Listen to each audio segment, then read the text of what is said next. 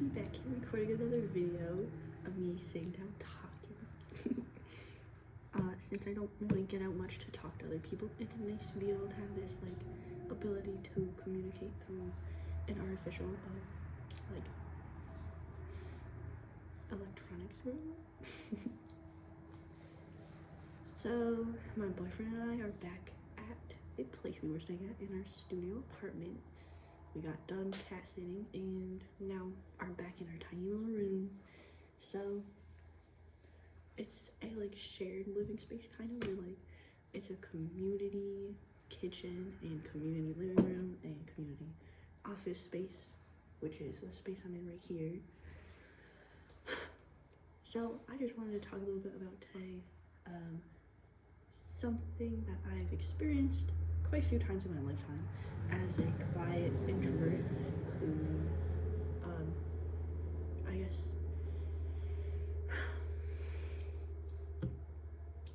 has struggled with anxiety in my life. And I could really talk a lot about the issues I've had in my past with anxiety, but maybe I'll talk about that later in the video. Depends on if anyone interrupts me, because I'm gonna very much turn this off instantly because I'm super shy of people watching me as I like record something or do something that I don't know. Anyway, I don't really like hearing or people hearing me speak unless it's like filtered through this, because then it's like more calming for me. But anyway, this lighting doesn't look very good.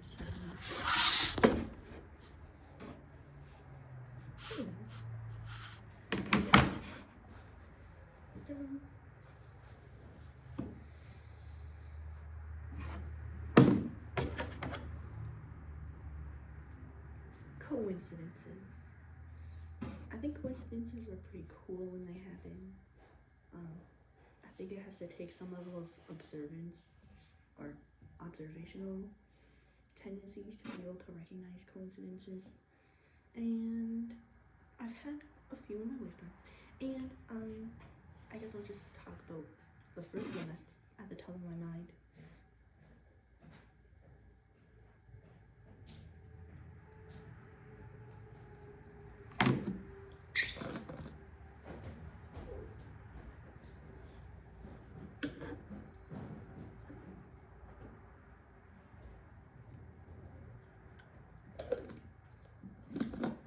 Sorry about that, I just heard someone walking in the room right now and I got scared when I come in here. Anyway. So, this one occurred years ago, probably 2 years ago now, or 1 year ago. Yeah, around 1 to 2 years ago. I keep hearing things and I don't want people walking in here. The pluses of living in a community shared living space. Anyway, so there was one day after work, my mom's work. She worked as a rural carrier for the USPS, and she brought home a pack of tarot cards from her friend Kara, who she had recently started talking to more during the whole divorce thing that she was going through with my father.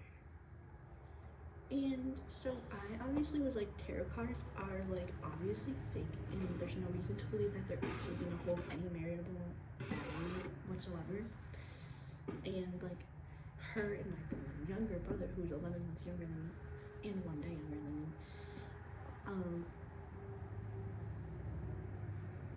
they were always like in the kitchen doing tarot cards and like, you should try. And I was like, because I usually stay in my room depressed kind of, and like just doing my own thing, coming down for food every once in a while.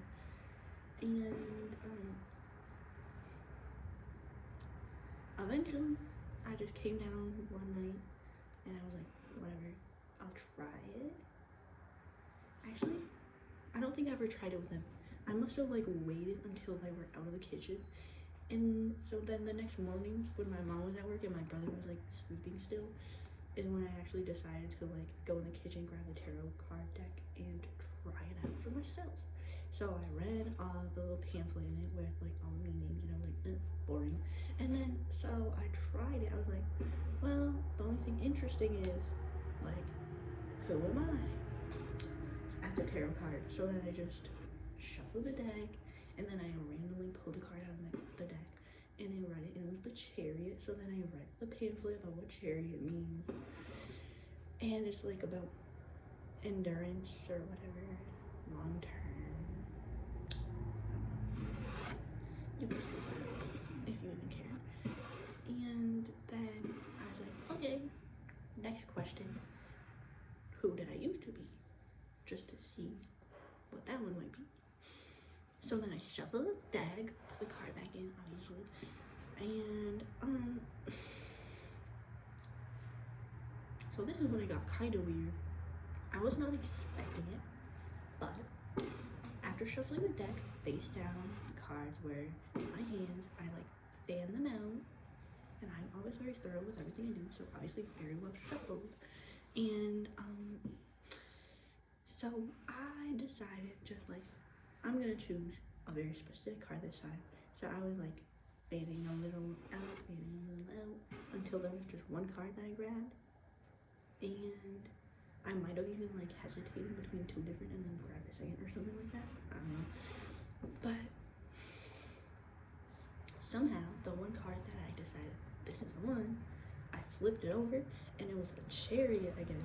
The chances of that are so slim, in my opinion, that it's almost like the coincidence is like kind of crazy, you know? Like, you know, so after that I was like, well, can't happen a third time. And no, it did not happen a third time. I figured if coincidence type things were kind of real, the chance of that happening a third time would be like, well, I don't think it would work that way, because then it would be like too obvious, and like I just don't think the coincidence God would like make it like that, you know? But yeah, so that was one time when coincidences kind of started, I think, in the origin days of coincidence acknowledgement of meaning. And then the reason I'm talking about this now is because I experienced another one recently after I just started thinking, hey, I haven't had a coincidence happen in a while, or I haven't noticed any in a while. So they've kind of started up again because I've been paying more attention to them, I guess. And so basically, you know, I work at a grocery store like every day as a self-employed Instacart shopper. So, you know, I see a lot of people when I'm shopping there, and I usually avoid eye contact with everyone because I do not like making eye contact, even during a conversation. Especially, I will not look you in the eyes unless you're my boyfriend, because I am potentially on the autistic spectrum or some reason like that. I don't know. And so basically, let me like just rewind this story a little bit. So initially, what happened was, there was one day, the first day of my Instacarting experience. I was with my boyfriend because my boyfriend started working with me. I pay him to work with me, and he helps me out, and yeah, that's how it goes. So he was there with me, but he was like really upsetting me that day because I think that's when he was like talking. He was telling me he was like texting other females because he got mad at me for texting another guy that I pretty much texted a lot during our relationship. So I was upset at him, and I was very emotional that day. I was like a ball of emotions, and I was really just a caring girl that was feeling like a jello creature, just like jiggling with every sniffle she took. So anyway.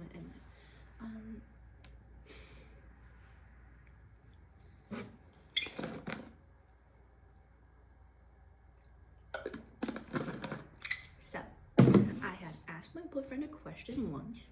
He ignored me. I'm pretty sure that upset me a lot. So a few seconds to minutes later, I asked him the same question again, and he ignored me again, and that hurt me more.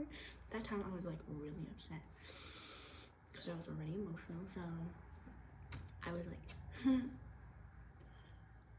basically busting at the seams. And so it was early morning, so there was still not that many people at the grocery store, and I was grabbing tomatoes, I'm pretty sure, in the produce section. And so after my boyfriend ignored me the second time is when I noticed a man who was probably pretty average to the common eye, 60s to 70s, but in good shape. I noticed him because he was like the first person I made eye contact with during my entire like existence as an Instacart shopper. Me being like super against eye contact, where I like twist my whole body to avoid it. So I did this by accident because I guess I wasn't expecting to see him there when I was so upset, and he was just already staring at me as soon as I looked at him. And I was like, I'm making a scene getting this upset. I need to control myself. But when I looked at him, I could barely hold on to the fact that something in his eyes was sorrow, and that made it hurt even more. And the fact that his facial expression didn't really change. It basically just stayed the same when I looked at him.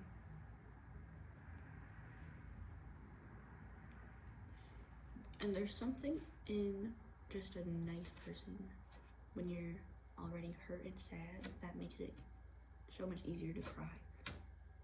So I was already trying to hold in the tears. But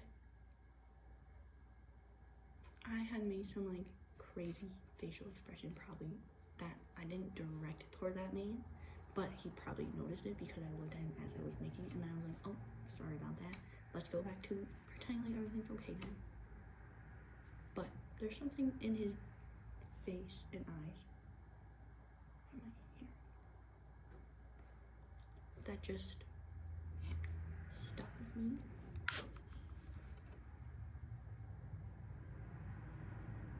My boyfriend's probably eavesdropping.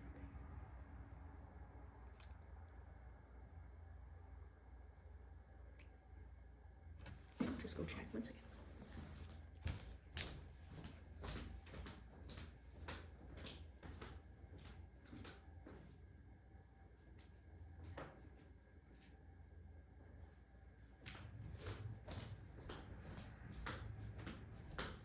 Didn't see anyone. So by the time I was avoiding that person who also had an unacknowledged person who was pushing a car right next to him, most likely his wife, I just decided, I'm just gonna take a break right now. Even though I'm working, I'm just gonna go to the bathroom and I'm gonna cry because that's what I want to do. And something in this guy's face made me feel like it's okay to cry, and that's actually what you have to do, instead of just hiding what's on inside from the outside world, because that's like the most artificial thing, and that's like really bad for us. To be like in tune with nature is the healthiest, balanced, it's supposed to mesh with what's on the inside, not go against it. So that's what I did. I went to that bathroom stall and I cried. And when I got back, my boyfriend was still being just mean, mad, and moody. And he was like, "Where were you? I was looking all over the store for you. Like, why didn't you tell me where you went?" And I was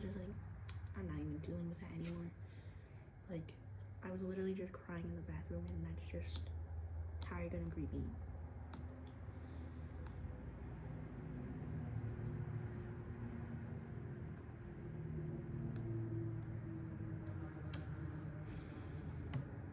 So fast forward to yesterday.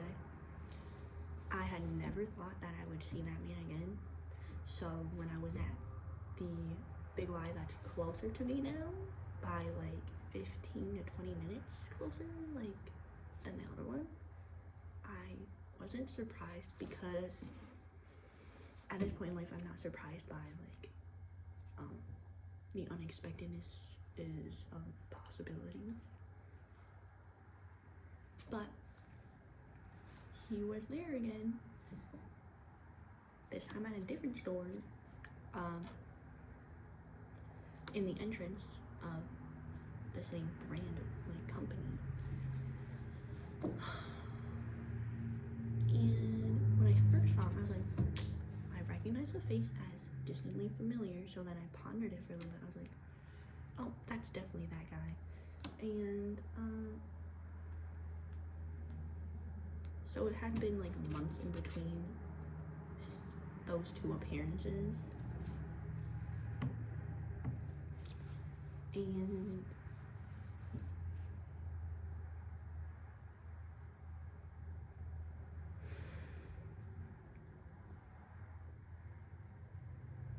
I was in a much better mood this time. Yesterday. Less clouds in the sky. And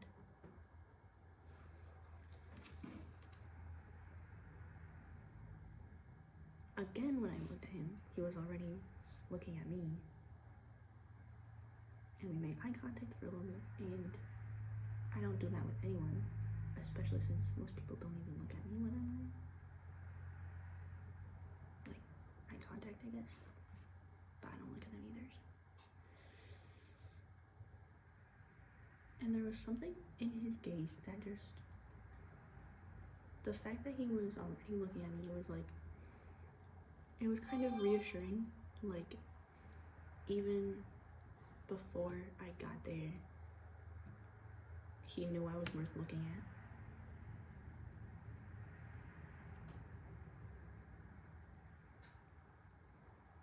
And there's something in like the dream realm or the feeling realm of people where when people talk about them, other people can't relate, so they don't feel any sort of dopamine from it.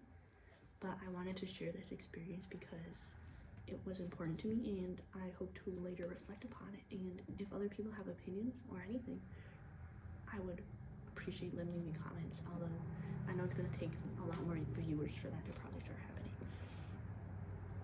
My boyfriend wants me to go back downstairs now, so I guess that was the end of the story. And if you want me to talk more about coincidences in the future, then let me know. Thanks for listening.